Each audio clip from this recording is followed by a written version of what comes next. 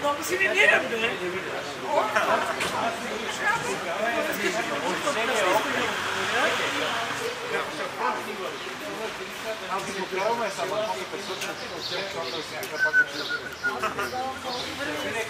Нагласям тук Дан, че може да бъде хубаво. Събираме да отдадем почет на извършените дела от Българската комунистическа партия, която ощетява българския народ, като извършва убийства на най-интелигентната част на България. Едно от мероприятията, най-активните, които провежда срещу интелигенцията на България, това е така наречения Народен съд. И по този повод ние сме събрани тук да отдадем почет на завършилия в Старозагорски състав прочетени присъди и осъдени 42 човека на смърт, над 160 човека затвор и така нататък.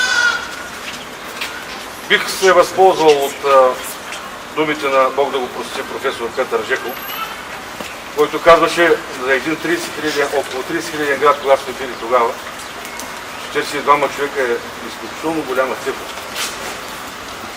Затова днес сме тук и всяка година, за да не забравя българския народ това, което е ставало, ще отдаваме почет на нашите жертви. Благословен Бог наш, всегда ныне и присно и во веки веков. Свети Боже, святый крепкий бессмертный, помилуй нас. Святый Боже, святый крепкий бессмертный, помилуй нас. Святый Боже, святый крепкий бессмертный, помилуй нас. Слава Отцу и Сыну и Святому Духу, и ныне и присно и во веки веков. Аминь. Пресвятая Троица, помилуй нас, Господи, очисти грехи наши. Владыко, прости беззаконие наше, святей, посети, исцелевощи наши, мили Твоего ради. Господи, помилуй, Господи, помилуй, Господи, помилуй. Слава Отцу и Сыну и Святому Духу, и ныне и присно и во веки веков. Аминь. Отче наш, иже на небесах, да светится имя Твое, да приидет Царствие Твое, да будет воля Твоя, по небеси на земле. Хлеб наш насущный дашь нам днес, и остави нам долги наши, якоже и устраножиком нашим, и не веди нас в искушение, но избави нас от лукавого. Яко Твое царство и сила и слава, Отца и Сына и Святаго Духа, ныне и присно и во веки веков. Со духе праведни скончавшася, душу раби Твоя, спаси, упокой и сохраняю во блаженной жизни, яже от Тебе человеку любче. Покоишь Твоем, Господи, и даже си святи Твои упокоиваются. Упокой душу раби Твоя, яко единицы человеку любец. Славу Отцу и Сыну и Святому Духу, и си Бог сушеди воатил изюкованных разрешиви, сами душу раби Твоя упокой, и ныне и присно и во веки веков. Аминь. Единна, чиста и непорочная Дево, Бога безсемени рочая, моли спастися душу их. Помилуй нас, Боже, по голямата си милост, молимся, чуйни, помилуй. Господи, помилуй, Господи, помилуй, Господи, помилуй. Още се молим за упокоение душата на починалите Божии раби, репресирани от комунистическия режим, за да им се прости всяко волно и неволно прегрешение. Господи, помилуй, Господи, помилуй, Господи, помилуй. за да всели Господ Бог душите им там, където почиват праведниците. Господи, помилуй.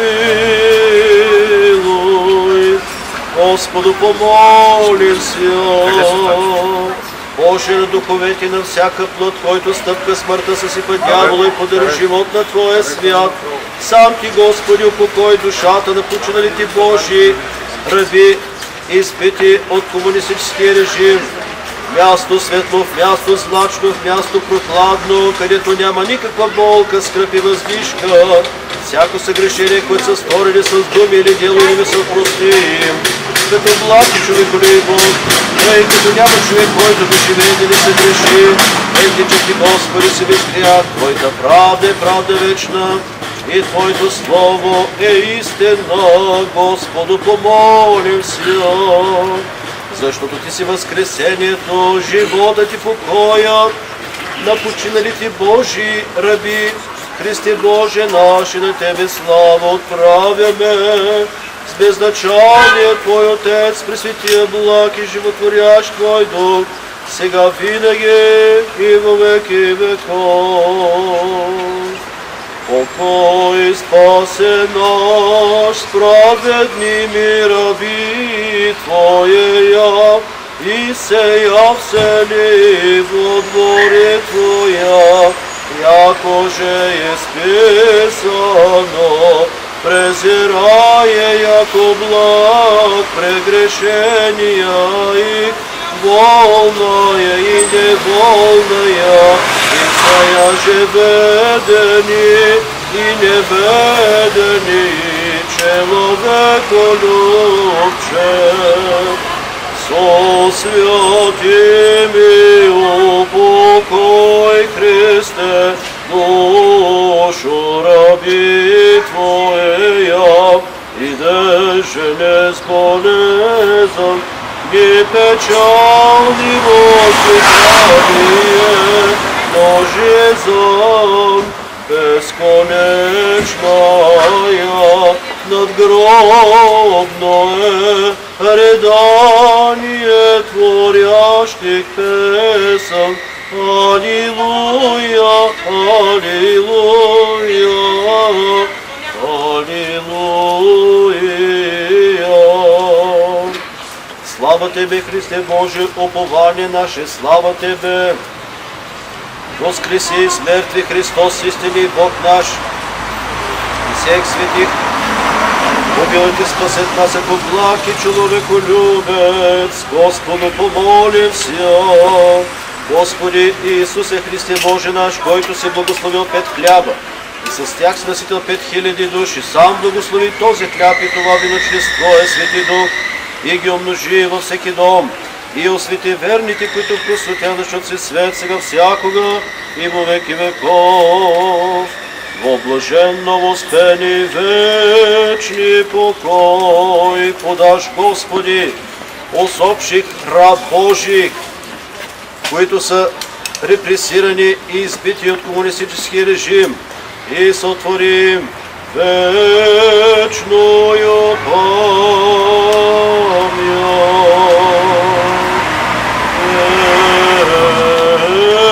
Вечная память.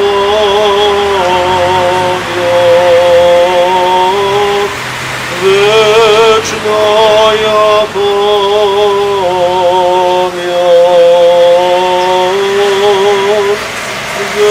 Вечная память. Бог да упокои душите им, Бог да облажи нас, ако благ и човеколюбец, молитвами святих Отец наших, Господи Иисусе Христе Боже наш, помилуй нас. Амин. Амин.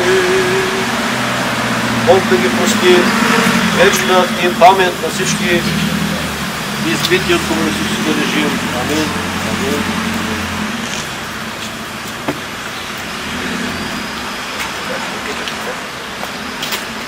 Ами,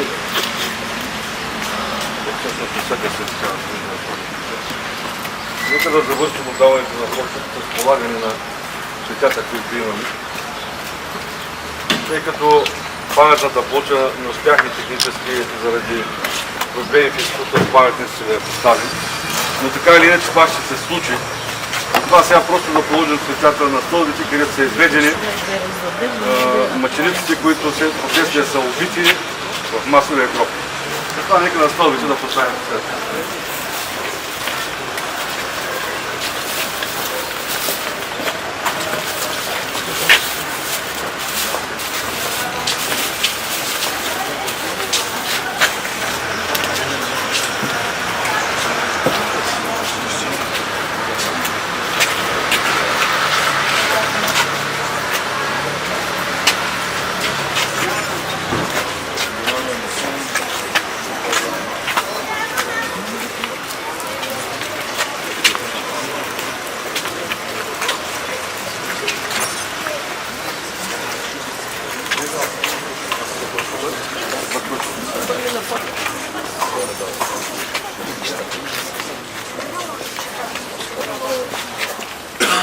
Ами с последните поставени цветя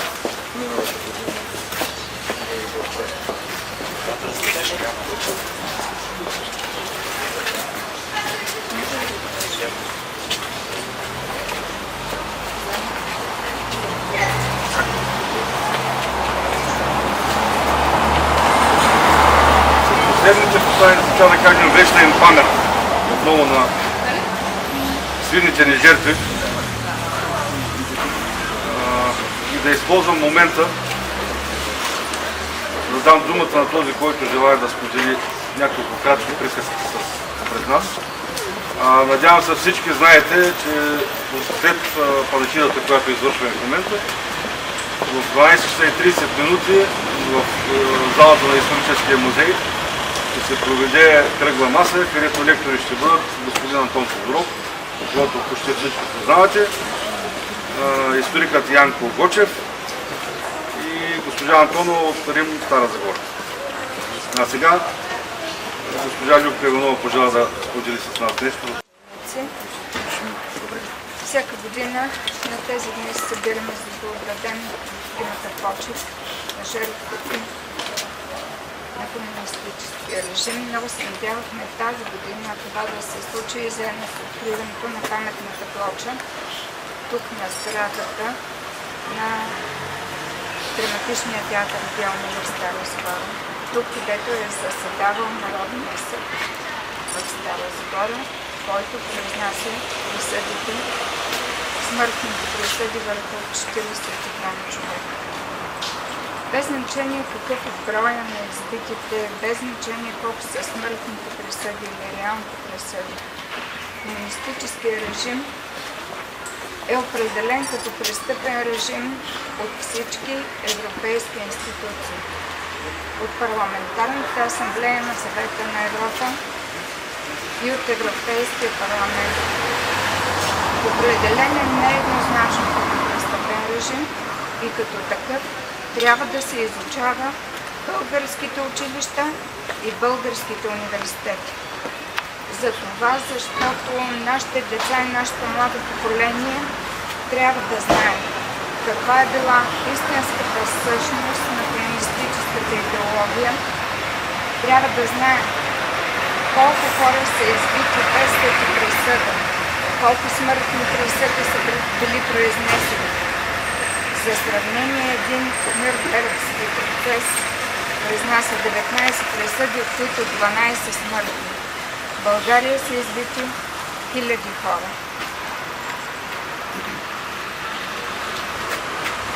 Нека да кажем вечна памет на всички тези хора, които отдадоха живота си. Нека да благодарим и нека да наведем мира.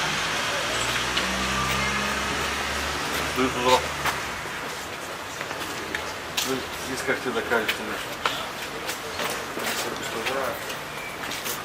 Най-добре да кажем, че техни чифлуци в момента управляват демократична България. Така е. Първи добър ден на всички. Радвам се, че в Стара Загора бях поканен като лектор на тази кръгла маса. Що се касае за терора на комунистите, аз няма да говоря дълго, поне не тук, ще кажа нещо, което ми се струва важно. А то е, че в България не може да има правосъдие. Не бихме могли да казваме, че има правосъдна система, докато хората, защото много от тях все още са живи. Невярно е това, че тези, които са правили престъпленията, в момента не са живи. Не са живи тези, които след 9 септември са извършили масови екзекуции, но хората, които бяха служители на режима, кадрови офицери от репресивните служби. Скандално е, и аз ще отклоня нещата към днешния ден, защото на кръглата маса ще говорим за измеренията в това време, но е скандално в днешния ден при този президент, който е демократичен, уж да имаме началник на външното разузнаване, кадрови офицер на Държавна сигурност Драгомир Димитров, скандално да имаме шеф на военното разузнаване, кадрови офицер от средата на 80-те години на Румно, Веселин Иванов. Скандално е Митко Троянски, заместника на военното разузнаване, на военна информация, да е кадрови офицер от 80-те години. Скандално е тези хора, като Димитър Иванов, гестапото, вижте му само прякора, те да се явяват по телевизията, те да бъдат професори, те да преподават на младите хора. Няма как в България да има справедливост, няма как да има нормално правосъдие, при положение, че тези хора определят общественото мнение. И накрая ми се иска да кажа нещо важно, друго, което ми се струва.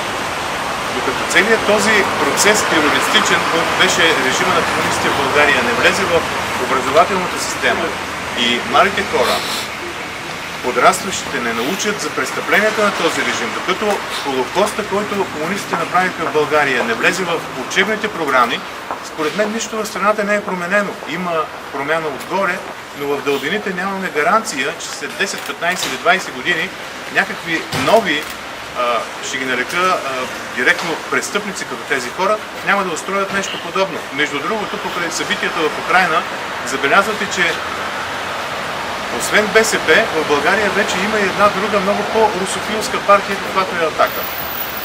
Тази партия в момента не мога да разбера как титулува себе си националистична, как титулува себе си като партия, която търси националния интерес на България, а когато се гледаш по-задълбочено, разбираш, че тя защитава всъщност дори не националния интерес на Русия, тя защитава имперския интерес, имперската флуктуация на Русия, която в 21 век анексира една територия. Скандално е, че дори в ООН, която е некошава организация, вчера беше гласувана декларация, която напълно осъди тази анексия в Крим.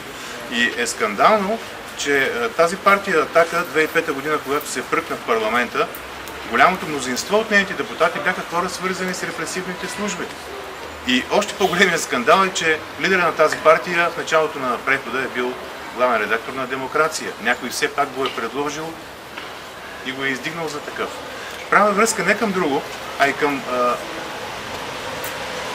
задължението да покаже по най-мекия начин на десните сили в България, към които аз винаги съм принадлежал, по отношение на наказанието към тези престъпници. Когато имахме 53% парламентарен вод в 1997 година, нали помните, че беше прият един скопен закон октомври 1997 за досиетата. След това втори закон, който беше прият 2000-2001 година и който не изигра почти никаква роля. Над 70 дипломати по наше време бяха назначени хора с зависимости на ДС за втори, трети и не знам кой мандат. Така че трябва да си ги кажем тия неща, защото в основата на неслучилия се преход, така както сме си го представили, са и тези решения на нашите хора. Бог да ги прости избитите от режима на комунистите и дано никога да не се повтаря, за да не се повтаря, ние трябва да го припомняме непрекъснато.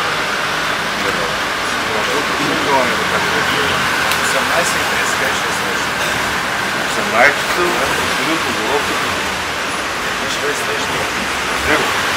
Пак му вие?